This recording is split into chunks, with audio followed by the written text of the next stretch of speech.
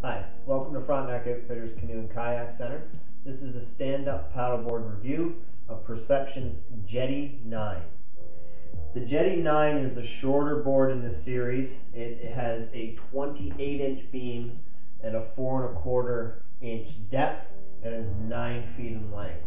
Given that it is such a small board, it's classified as a kid's board, so geared towards that child and say that 60-pound range up to about 120 pounds. Also, being that it is that smaller board, if you start to get anybody a little heavier on it, it's certainly going to lack in performance and you'll lose your stability. The Jetty series themselves are basically that introductory board, very user-friendly, inexpensive, good to get you started or for something around the cottage.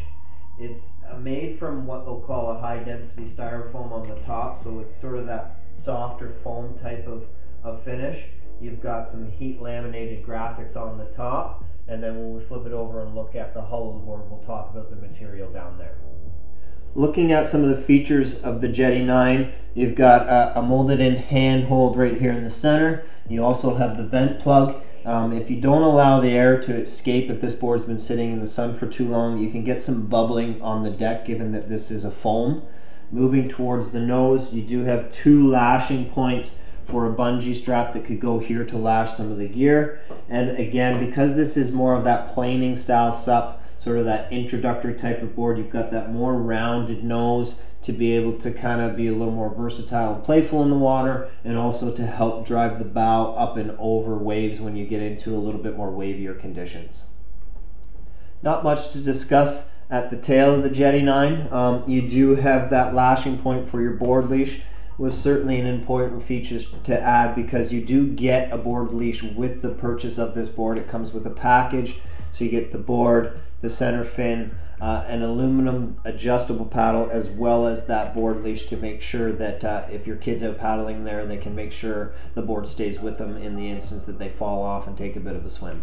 So we look at the hull of the Jetty 9 for Perception. It's constructed from a hard, slick vinyl type of plastic, so it is sort of more of that durable material that you can bang against rocks. That being said, if you do hit it hard enough, it won't crack, but it will dent, and when it dents, it means that the performance is going to be suffered because the profile of that hull on the water has been changed. Like most boards, you get the single center fin. This is more of a flexible type of material, the idea being that it's not the hard resin type of fin or the fiberglass fin that if you hit yourself really hard with it, you could cut yourself.